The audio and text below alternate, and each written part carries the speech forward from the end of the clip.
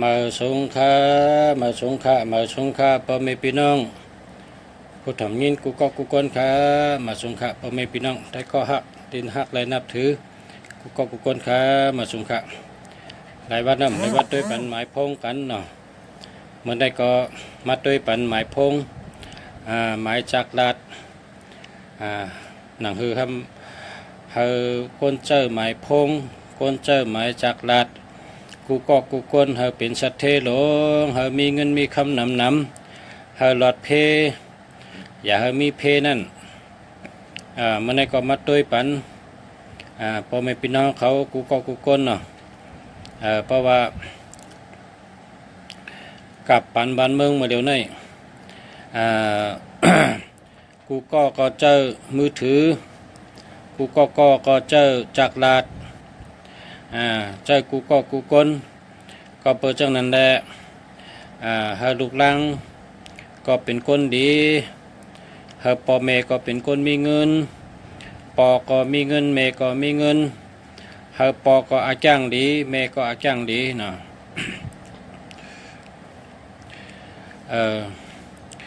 0990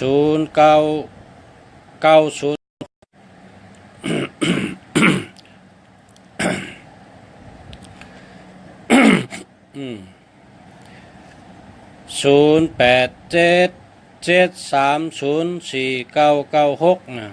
อันนี้มันดีครับเฮาเจออันดีๆ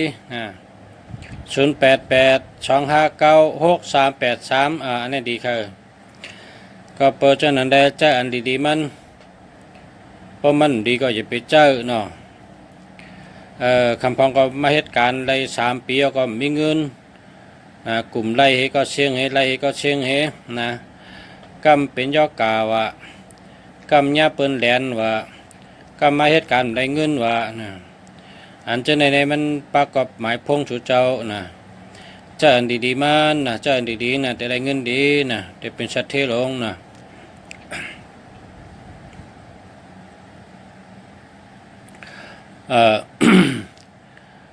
พ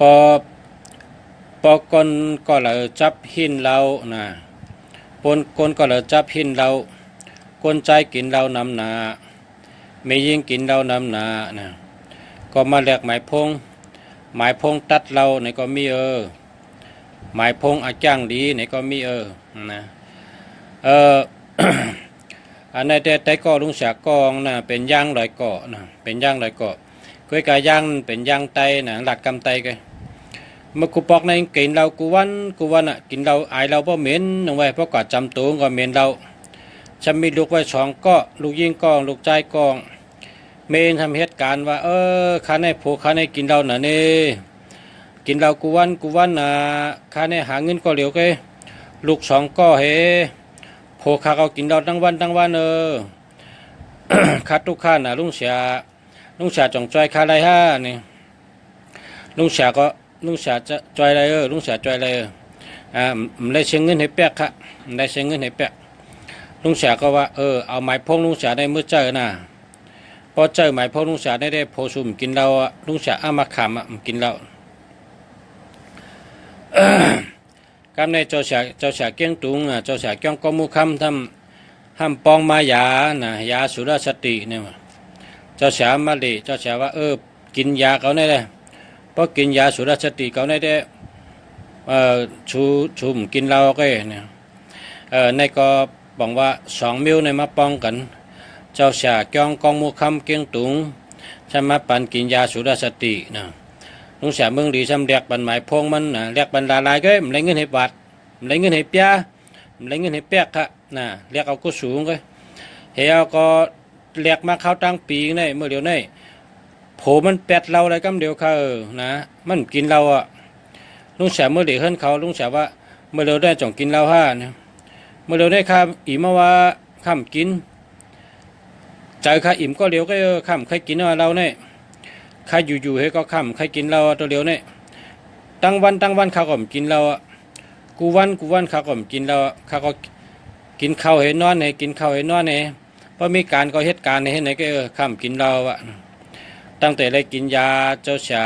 เกี้ยงตุงนะยาเจ้าชาเกี้ยงกอมุคำเกี้ยงตุงนะยาสุราสตินะมันเป็นหมักขอนป้องนั่นนะยาคุณยามันจะป้องไว้เป็นยาสุราสตินะเป็นป้าหมักขอนหมักขอนป้าแล้วก็ ให้กินแล้วก็ตัวเหลวนี่ดีนะโผนั่นเป็นก้นดีอ่ะกินเราตัดเราอะไรกำเดียวนะก็เบอร์กลุ่มหมักขอนยาดีเจ้าชาเกี้ยงตุง5ก็เบอร์อาจูหมายพง5เนี่ยตั้ง2 นิ้วในลาดอะไรเตรียมบะเจอตั้ง2 นิ้วใครเอาเจอตั้ง2 นิ้วใครพอมีพี่น้องเขานะมันก็ในเป็นก้นใจในแปดลายนะมาหลีลุงเสียเนี่ยเหม็นเราตูเหม็นเราตาเสียนะคนยิงแปดลายได้ห้อมไปหันก็เขาหันก้นใจแปดลายได้น้ำมือคนใจแปดลายได้มี5 ถึง 6ก็ลุงเสียหันนะกินเราไอ้เมาเหี่ยวตั้งวันไอเราบ่เหม็นไว้เพราะกัดจำได้ไอเราบ่เหม็นไว้วะคนใจแปดลายได้เขาหันเอาวะเพราะกินเราน้ำในแปดลายเราในพอกินอิดเนี่ยเป็นยานะพอกินน้ำเนี่ยเป็นหมานะมันเป็นหมาหรอพอกินน้ำในเหมือนหมาไหนกะนะพอกินก๊อกได้เป็นอียานะพอกินน้ำในเป็นเหมือนหมานะการก็ไม่เฮ็ดอ่ะพอได้กินเราไอ้ก๊อก2 ก๊อก 3 ก๊อกหลีจอมเฮินกว่าอุบเปิ้นก็หูที่ปองมันอุบตั้งวันอุบตั้งหึงกับหูที่ปองเอาตั้งเงาให้ตั้งปลายให้ตั้งเงานะคนเมาเราในเปิ้นก็นับถือนะเพราะเปิ้นขั้นดาต่อเปิ้นว่ากว่าเมื่อดาทางก็หัวมันก็จะลึบมันก็ว่าเกาลูกกะให้การนั่นแหละเกาลูกกะตั้งปุ่นเกาลูกกะตั้งในนี่เปิ้นขั้นดาต่อคนเมาเราในเปิ้นขั้นดาต่อคนเมาเราในเลยลองพอเปิดมาทำพิษเนี่ยมาได้ก็บังไห้มาก็ตามมือบังให้มันก็เลยนอนให้วายนั่นแหละทำลูกเลยพอลูกมาก็ตูไงเอาบ่มเปียมีเสียงไงว่ามาก็ตามมือบังไห้นี่นะ คนกินเราเนี่ยเป็นนั่นลุงชาฮันนะก็ในอย่าไปกินเรานะอย่าไปกินเราเพราะว่ามียิ่งเจอญาติผู้กินเราก็มาแลกหมายพงน่ะหมายพงกินเราน่ะเพราะแลกก็มันกินเราเห็นนั่นเราแลกบันเพราะมียิ่งมักเราก็แลกบันอย่าให้กินเรามันหังดีเพราะคนใจกินเราก็ไม่แลกบันหมายพงให้หังอย่าไปกินเราน่ะ087304อันไหนไม่ชนค่ะเพราะไม่ชนเนี่ยมันไปดีค่ะ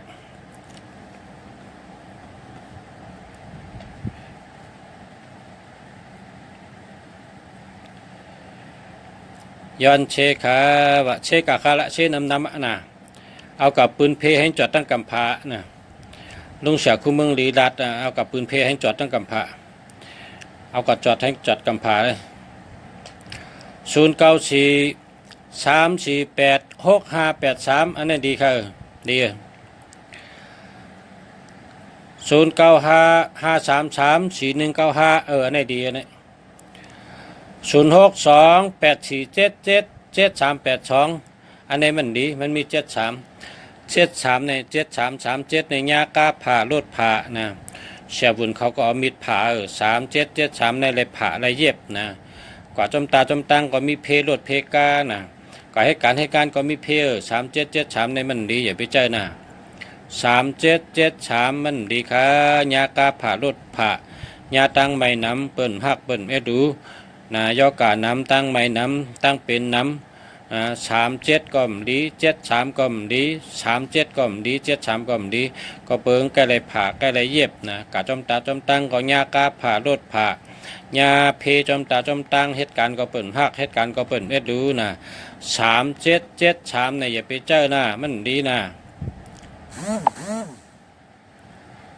เปิ่นหักนะ3773เนี่ยอย่าไปเจอนะ6776อันนี้ก็มันดีค่ะ67ก็ดี76ก็ดีเปิ้นว่าม้วยดงอันนี้มีหยังก็เสียงหมด1เท่า1ทุกขะ1เท่าตึงทุกขะ1เท่า1พัน1เท่า1พันก้อยหึงก้อยพันก้อยหึงก้อยพันเหตุการณ์ก็ไม่ได้เงินตันตายก็ตายตันลูกก็ลูกตันยาเพก็ยาเพ ผมเมมตันจังกันก็จังกันตันเป็ดกันก็เป็ดกันได้อยู่ก็ตีก็ตั้งให้เช่นนั้นนะ6776ก็มันดีนะ2772อันนี้ก็มันดีนะมันมีเงินนะ2772ในมันมีเงินคนเจ้า2772ในมันมีเงินค่ะกาตะหนึ่งแก้กาตะหนึ่งแก้มันมีเงินได้เหตุการณ์แก้ก็มันมีเงินได้2772ก็อย่าไปเอานะ1881นะย่าแหลนนะ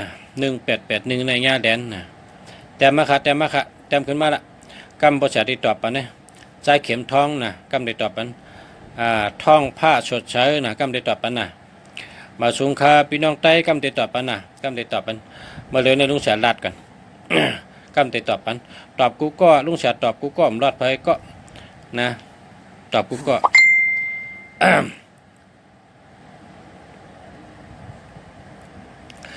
1881ญาแหลนญาแปดนะ2112นะตั้งหักดีนะเปิ้นหักลูกก่อมหักเมก่อมหักโผก่อมหักเมก่อมหักโผลูกก่อมหักปก่อมหักเมนะ2772เนี่ยพี่น้องกันก่อมหักกันใต้ก็กันก่อมหักกันปลูกกันเมลูกกันก่อมหักกันโผเมก่อนก่อมหักกันนะ1221ในเปิ้นจังเปิ้นหักนะเอาแปดเลยนะ2112อย่าไปเจอนะกำใน3113นะ31นี่ได้จะลำง่ายต้องใช้จะปิดจะแก้มนะ3113นี่ก็ต้องใช้จะปิดจะแก้มจะลำง่ายนะพอเขาเฮ็ดในใจกูมิ้วพอเขาลัดในใจกูมิ้วพอเปิ้นเฮ็ดทำว่ามันใจพอเปิ้นเฮ็ดว่ามันจื้อนะ3113นี่เป็นคนต้องใช้จะแก้มจะลำง่ายนะเป็นคนเจอเนื้อนะ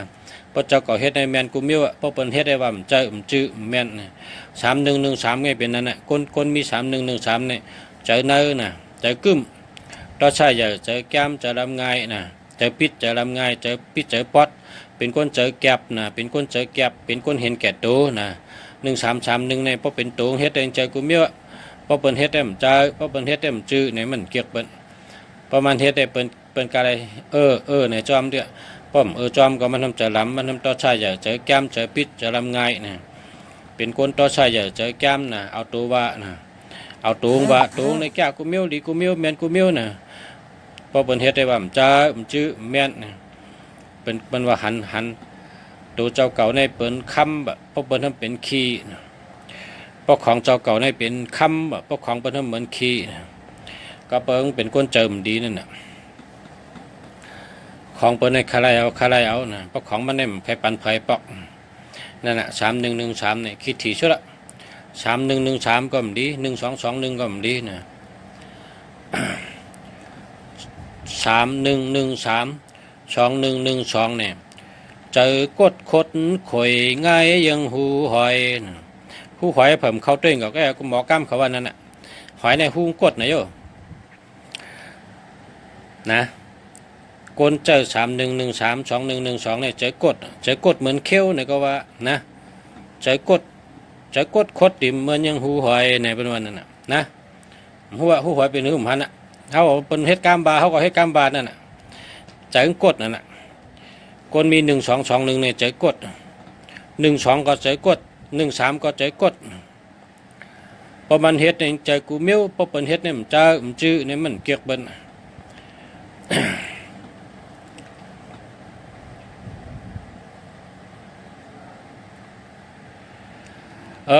พอท่านว่ามันมีตัวดีแรมดีนะพอไม่พี่น้องเขามันมีตัวดีแรมดีเลือกใช้อันดีนะอันดีๆนั้นเป็นมังกรลี1551ปิญญาลีนะตั้งหักลีนะ2771551ปิญญาลีตั้งหักลีเป็นคนเจรีนะ1551 1441ลาดทั้งก็เปิ้นเอาตุนถามก้ามกุเมียวนะ1441นะ1661เนี่ยเป็นคนมีปักเปิงดีมีจิการดีนะ1991เป็นคนชื่อเสียงหลังชื่อเสียงดีคนหูจักง่ายนะกำแนม2442ตั้งหักดีเงินดีนะ2442ในตั้งหักดีเงินดีกำแนม2882เนี่ยเป็นชัดเทนะ2882อันนี้เป็นชัดเทนะกำแนม3เนาะ3553เป็นก้นให้การแก้ตัวแก่นแข็งเจอแก่นแข็ง 3663เป็นคนมีเงินมีคำนะตั้งหักหลีเมตตาหลีนะ3663กำในห้าม3993นะเฮ็ดสังกอเป้เปิ้นนะเฮ็ดสังกอเป้เปิ้นนะ3993นะกำในห้ามตัว4เนาะ4114เนี่ยลาดทังก็เปิ้นยุ่มลาดทังก็เลยตั้งใจแถมที่เปิ้นนะ4114 4224ตั้งหักหลีเงินดีนะ4554อันนี้ก็เป็นคนมีปิญญาลักแหลมนะเป็นคนมีปิญญาเป็นคนลักแหลมนะ4554 4664เนี่ยตัวเกี่ยวใจเกี่ยวพออะไรอยู่จำก็เกี่ยวเจอชื่อเจอนะ4664เนี่ยนะ4664เนี่ยตัวเกี่ยวใจเกี่ยว พออยู่จำก็มาอุบมอรัดนะมอรัดต่อเปิ้นมอกับสืบเปิ้นนะ4664เนี่ย4994เนี่ยรัดกำเขก็ปีรัดกำเอ็งเกเลตก็ปีรัดกำไตก็ปีรัดกำไทยก็ปีนะ4994นะ4774เนี่ยเป็นคนให้การแกะรัดเตเฮ็ดเตนะ4774นะกำในห้ามตัว5เนาะ55เนี่ยเป็นคนเจรีวะ55เนี่ยเป็นคนเจรี56เนี่ยเป็นชัดเทนะ56อะไร65ก็อะไรเป็นชัดเทนะ5665เป็นชัดเทการในห้าม5775เนี่ย57ในรัดกำแรดนะ57เนี่ยนะพอตั้งวันมันรัดกำให้ปอกพอเปิ้นถามก็รัดพอเปิ้นถามก็รัดนั่งให้กลมโหตั้งวันพอเปิ้นถามว่ากินข้าวเนี่ยลุงกินเอาวะกินผ้ามื้อไหนกินผักกาดกันนั่นแกพอเปิ้นรัดดอกในนั่งอยู่ตั้งวันอันนั้นพอเจอ577557เปิ้นรัดกำแรดกำเดียวน่ะพอเผยขั้นรัดกำก็ชื่อ57ใส่ปะนะ5775ในรัดกำแรดนะ5885นะเป็นก้นมีไหวพริบหลีว่ะลักแหลมแรดแชวว่ะ58เนี่ย5995นะลาบหลีจู่หลีลาบหลีนะ5995เนี่ยจู่ก็หลีลาบก็หลีจื่อเสียงก็หลีนะใจก็หลีใจพระตะลาใจหลีใจทอดใจเมียได้5995เนี่ยกำในห้าม6เนาะตัว6เนาะตัว6ในเพราะ6ในเป็นสัตเทวะ66ตั้งเกี่ยวเจอชื่อใจก็เกี่ยวหมอเปียกหมอยุ่มหมอโคหมอเปียกนะหมออุบหมอเปียกนะหมอยุ่มหมอโคเกี่ยวเจอชื่อเจอ66เนี่ย65เป็นสัตเทเนาะ65เป็นสัตเท69น่ะได้เงินดีนะ69ในได้เงินดี6996ในได้เงินดีกำในห้าม68นั่นเนี่ยนะ68เนี่ยก็6เนี่ยปังว่าง่าย8เนี่ยปังว่าสัตเทนะ68ดีกำในชาม61นะ61เนี่ยมีปักเปิงดีว่ะมีจิการดีมากมีปักเปิงดีพวกคนก็เลยเก็บเงินหอมเงินก็ซื้อ61ปันน่ะพอไรก็จ่ายมันหมอหักเงินเนี่ยคนก็เนี่ยเก็บเงินก็หมอจู้เงินก็หมอหอมเงินก็หมอพวกคนจังนั้นชื่อปัน6116น่ะ6116ก็ใน6226นะ62ในตั้งหักหลีลาดทังก็เป็นเงินเป็นคำลาดทังก็ได้เงินได้คำ6226เนี่ยนะก็ใน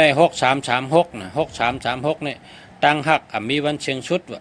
หักกันต่อจูต่อปานนะ6336นะ6446นะ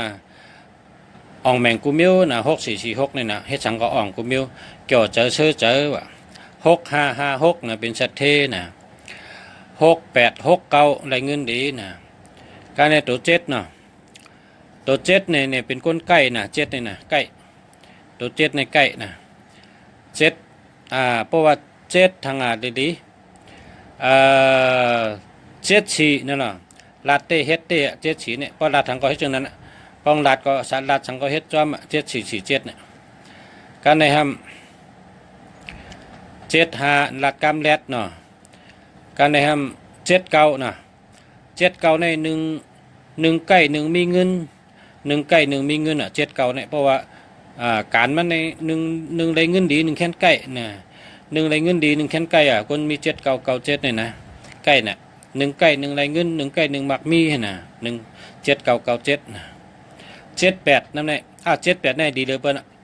78เนี่ยมีอำนาจมีบารมีนะกว่าตั้งแล้วก็เป็นยกมือไว้78เนี่ย7887ในเป็นว่าโปเล่งหลงเมเล่งหลงโหนาหลงลูกพี่ใหญ่ท่านผู้นำท่าน ท่านผู้อาวุโสเจ้าโปลงเฮาเนี่ยเนาะเจ้าเฮาคะเนี่ยเนาะโปเลี้ยงเฮาคะไม่เลี้ยงเฮาคะผู้นำเฮาคะผู้อ่อนหัวคะฉลาเฮาคะเนี่ยเพราะมี7887ในเปิ้นนับถือน่ะเปิ้นว่าปารามีมีปารามีมีอำนาจมีน้ำใจนะ7887นะ7879นะก็ไม่ตัว8เนาะตัว8นี่ก็8ในปังว่าสัตเทนะชูเจ้าเอาเต็มได้เลยตัว8ในเหมือนจ้องจอกเงินนั่นน่ะตัว8ในเหมือนจอกเงินนะเต็มได้เลยตัว8ในเป็นสัตเท88นะในหมายพวกในพวกมี8เทช่องตัวเนี่ยชื่อไรเฮิรนชื่อไรตีชื่อไรสวนชื่อไรนาชื่อไรกาชื่อไรคำพอมี8เทช่องตัวในแก่น่ะ8นั้นให้กับจับช่องก็เลย8ให้กับจับ7ก็เลย8ให้กับจับเก่าก็เลยนะ8นั่นนะไต้กองเป็น7ไต้กองเป็นเก่าไต้กองเป็น2นะตัว8นี่นะตัว8ในไต้กองเป็น2ไต้กองเป็น7ไต้กองเป็นเก่านะไต้กองมีอยู่ตัว2เอาไต้กองมันอ่ะ2882ในชัดเทงเลย8778ก็เลยเงินดีชัดเทมีอำนาจมีปรมีนะการใน89นี่ก็8998ในก็ไต้กองมันก็878892ก็ในมาตัวเก่าเนาะตัวเก่านี่ก็ลีวาเลียตัวเก่านี่บอกว่าไว้กูมีว่าเพราะมีตัวเก่าในไว้เพราะว่าเฮ็ดสังก็นั่นออกหน่อยเฮ็ดสังก็นั่นเย้าหน่อยสุรสติมันลงเฮ็ดสังก็เทิงเงื้อเฮ็ดสังก็นั่นหันอาโจหน่อยเพราะว่าไหนนะชื่อตัวเก่าน่ะให้มีตัวเก่าเนื้อหมายพงให้มีตัวเก่าทางเนี่ยเก่าในเก่าในก็ดีเท่านั้นเก่าในก็ดีเตะกับแนม9119ในชื่อเสียงดีนะคนรู้จักง่ายนะ9119นะ9559นี่ก็เป็นคนมีบุญมีกุศลเป็นคนจู่ลีลาบลีนะ9559 9669อันนี้ก็ได้เงินดีนะ9889อันนี้มีอำนาจมีปรมีมีน้ำใจนะ9991 92กับเนี่ย91ในชื่อเสียงดีคนรู้จักง่ายนะ92ในจำเฮ็ดสังก็แคมกูมีว่า92เนี่ย92ในแคมป์กุมเยอะ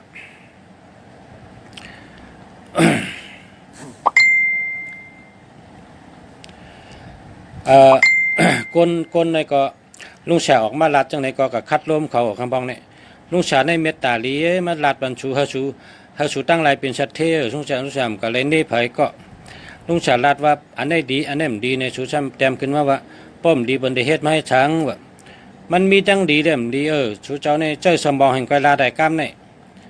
เจ้าสมองสูงของไกลาได้มีอายุจังเหือสุดัดมาใน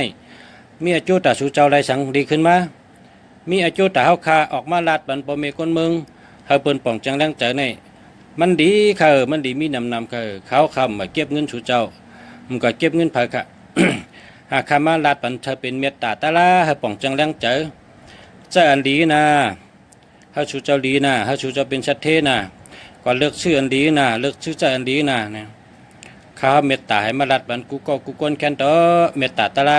อย่าไปมาว่าข้านะ ข้าเอาเงินส่วนตัวข้าก็เห็นมากเลยข้ามก็ย้อนชูเจ้าข้าก็เห็นถึงเมืองเกาะคนมาข้าเสียเงินก็ข้าอะไรกุศลอะไรปิญญามาข้ามาให้การกุศล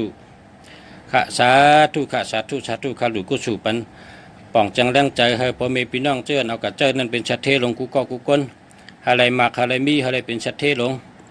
ให้เป็นโปเลี้ยงเปิ้นให้เป็นเมเลี้ยงเปิ้นให้เหตุการณ์ใกล้ๆให้ เจ้าหมายพงอันดีนะการตั้งใดก็ให้รอดเพเจ้าอันรอดเพนะเจ้ารอดเพก็ให้ได้อยู่ดีกินหวานการตั้งใดก็ให้รอดเพให้มีปรมีมีอำนาจให้มีเงินมีคำญาโปเลี้ยงดีเมเลี้ยงดีนะญาชาสมาลีญาไตก็ลีปึงกุ่งพระปึงกุ่งตะลาปึงกุ่งสังขะปึงกุ่งชาสมาปึงกุ่งคู่วาจันปึงกุ่งเจ้าทัดเจ้าแมดปึงกุ่งเจ้าคุณผีนั่งผีทัดผีแมดคุณผีนั่งผีเจ้าดีผีแมดปึงกุ่งเจ้าทัดเจ้าแมดปึงกุ่งคนดีคนแมดฉุดก้องฉุดแมดเจ้าตั้งเสียง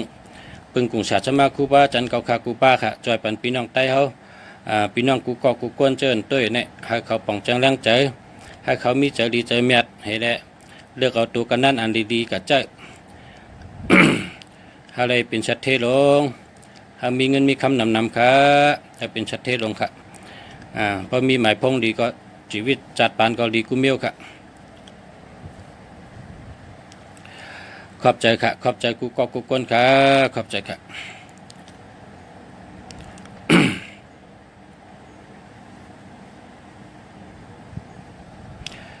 อันชูเจ้าถามมานะลุงชาติตอบปันกูก็กูก้นนะลุงชาติตอบปันว่าตัวไหนดีตัวไหนมันดีเนี่ยนะ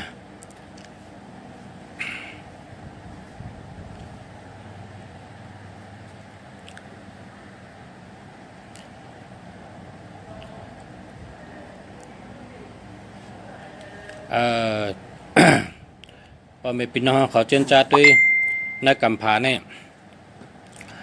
เหมือนจังหนังเฮ็ดช่างไรอันดีมันดีเฮียงไรเปิ้นเฮ็ดมาเนี่ยก็เฮ็ดคนหมักมีเนี่ยเปิ้นโดดเฮ็ดออกมาที่ขณะปลายหมักมีเนี่ยเหมือนคนเฮ็ดหินฉุมมุงนะฮะน่ะหินฉุมมุงเนี่ยมันมีพันดีค่ะหินฉุมมุงเนี่ยแต่ว่าเปิ้นเฮ็ดขายอยู่ครับเปิ้นเฮ็ดขายนะหินฉุมมุงเนี่ยนะก็หนักกวนเขาอย่าไปกินนะก็กินก็ไรอยู่เพราะกินก็มันก็มีพันดีสังหนาหินฉุมมุงนั่นหินฉุมมุงในเปิ้นห้องผองชูรสนั่นน่ะผองชูรสหินฉุมมุงในเปิ้นเฮ็ดมาขายแห้งมันดีได้แห้งเปิ้นทำเฮ็ดมาลาเนี่ยเฮ็ดค่ะเปิ้นก็หลุดไรเงินน่ะอาจุยาทำเก็บขอนขนาดนะอาจุยาทำเก็บขอนก้นอันหมอเฮ็ดทำเฮ็ดติ๊กๆขนาดอันเท่าคาในเป็นก้นธรรมดาเนี่ยแต่ได้เลือกให้กิน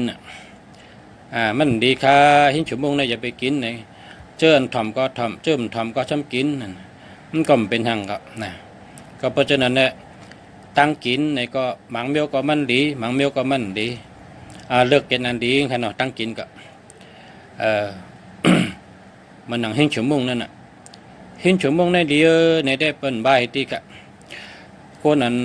มีตังหูเขาเจ้าเปิ้นทัดสังตัวว่าหินฉุมมุงเนี่ยนะพองชุรสเนี่ยนะมันมีพันดีค่ะแต่พอกินได้หวานค่ะหินฉุมมุงเนี่ยใส่ผักกองหวานใส่ตั้งกินตั้งยำกองหวานแต่ว่ามันมีพันดีสังค่ะหินฉุมมุงเนี่ยก็เพราะฉะนั้นเนี่ยตั้งกินก็เลือกกินอันดีมันนะ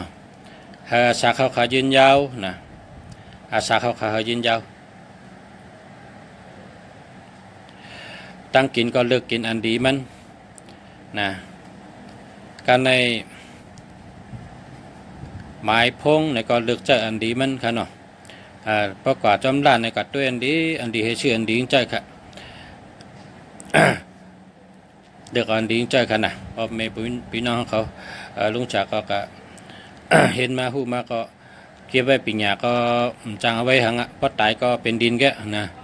พอตายก็เป็นดินเบื้องเพิ่นก็กับเผาไปเทเพิ่นกับพังไปเทในแกนะจุ่มไปตายในแกลัดต่อกันได้เนี่ยพอมีตังหูก็เอามาอุบในกันเอามาลัดในกันสู่เจ้าหูสู่เจ้าก็มาลัดนะลัดทั้งก็เลยคนก็ปองดีพี่น้องก็ทำเอาเพราะมันดีเนี่ยก็เพิ่นก็บ้าสังสู่เจ้าละนะข้าก็บ้าสังสู่เจ้าลัดใครลัดทั้งก็ลัดใครเฮ็ดสังก็เฮ็ดไปกาอันคามาลัดในขาย้อนข้างย้อนข้างกูเจ้ากูป้าขะแกนต่อเจ้าหูเงินหูคำถ่อมใส่กำขะหาย้อนข้างใหญ่ๆน้ำคำใครกะญาตั้งไล่กินสู่เจ้าหรอหมายพงสู่เจ้านั่นใครเปลี่ยนก็ย่อมเปลี่ยนก็ย่อข้าก็มาลัดในอันพี่น้องใครเปลี่ยนไงเพราะเจอมันใครเปลี่ยนก็อย่าไปออกมาหลาค่ะคำกับว่างคับสู่เจ้าเป็นสู่เจ้าใครเจ้าจริงก็เจ้าละนะเกาคันลัดในก้นอันถ่อมเกาคักเลยเพราะชูเจ้าเกียกนี่ก็อย่าไปมัดด้วยคาคาลัดเนี่ยอย่าไปมัดถ่อมคาลัดอย่าไปมัดแต้มดิกลงมาจุกะเพราะว่ามันเกียกคักคาจิวาลุงเสียเมืองดีคาเกิดมาตาอาโจเมืองไตแต่เมื่อสัก10 เก่าคาก็เฮ็ดซึกมาต่อ10 เก่าหรือ50 ปลาย5ยาวอาสักะเฮ็ดซึกก็เฮ็ดคู่สอนก็เฮ็ดใครให้การดีมาต่อจัวสักการนี้เป็นคำเฮ็ดให้บอกการเซ่เป็นก็คำเฮ็ดชูเจ้าอย่าไปมาเซ่ค่ะอย่าไปมาเน่ค่ะ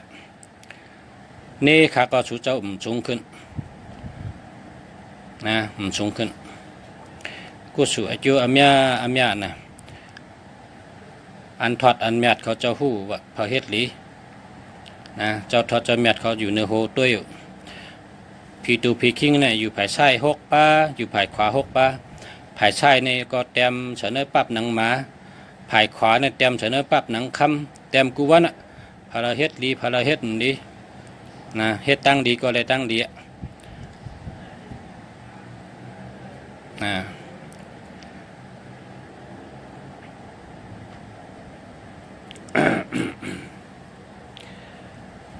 ในเป็นเฮิรนขาเนี่ยติคันนางลัดเนี่ยตั้งหลังเขาเป็นครูบาอาจารย์การหลาย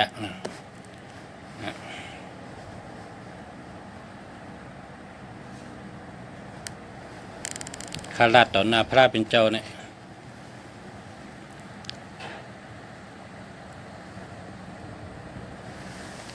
ต่อหน้าครูบาอาจารย์ค่ะ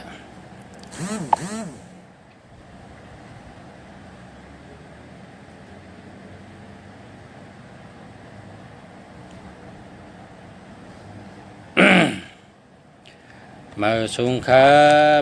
พ่อแม่พี่น้องกูกอกกูคนค่ะมาสงฆ์ให้อยู่ดีมีเงินหาหางดีกึกปืนกูกอกกูคนค่ะมาสงฆ์